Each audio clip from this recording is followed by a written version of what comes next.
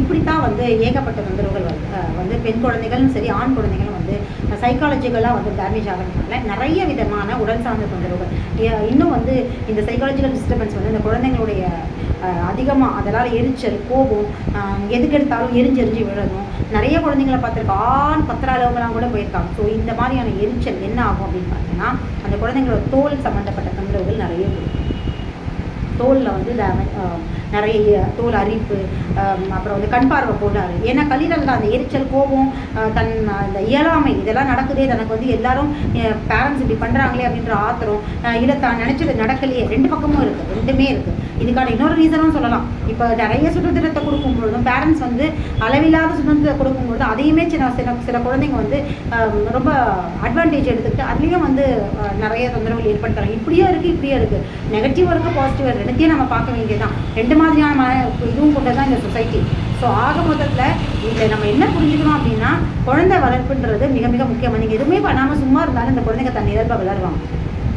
இந்த டீச்சர்ஸும் சரி, ஸ்கூல்லையும் சரி, பேரண்ட்ஸும் சரி, குழந்தைங்களை வந்து நெருக்காதீங்க.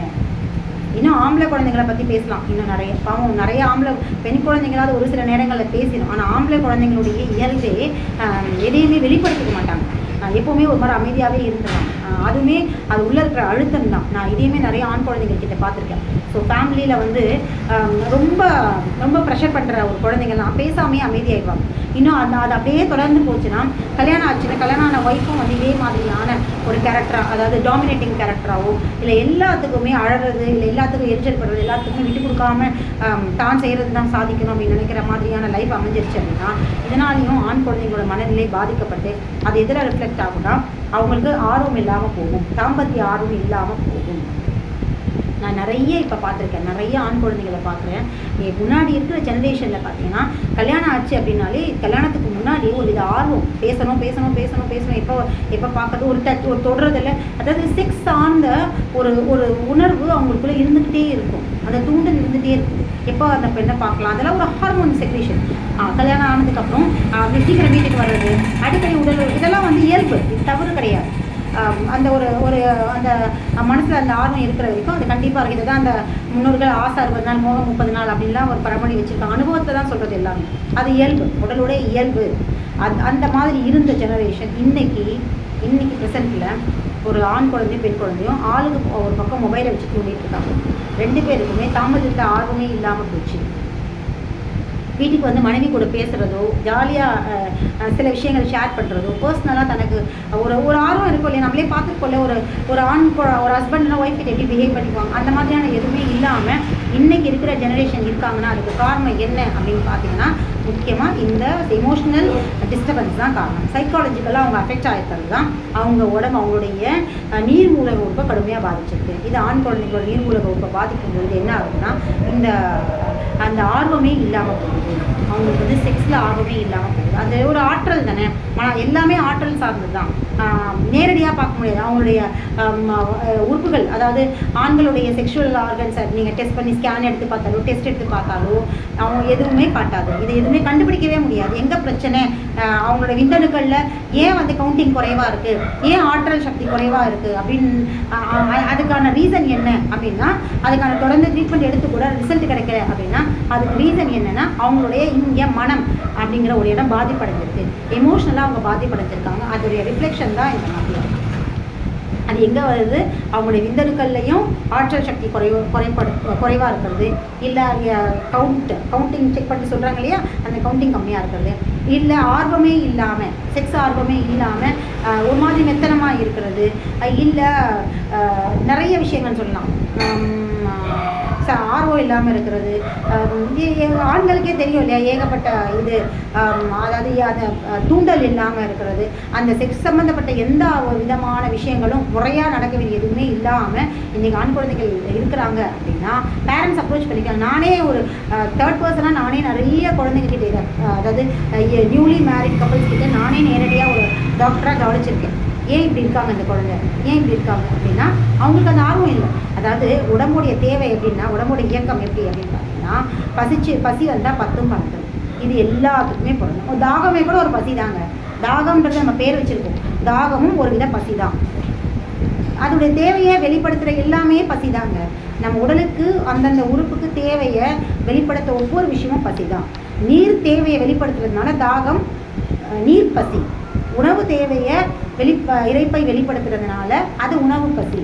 அதே மாதிரி உடல் சார்ந்த அந்த உறுப்புகளுடைய தேவையை வெளிப்படுத்துறதுனால அது ஒரு வித பசி, காம பசி, தேவை, தாம்பத்திய பசி அப்படின்னு சொல்லுவாங்க. ஸோ இந்த தாம்பத்திய பசி அவங்களுக்கு ஏற்படலைன்னா என்ன அர்த்தம்? அவங்களுக்கு உடல் சார்ந்த தொந்தரவுகள் இருக்கு.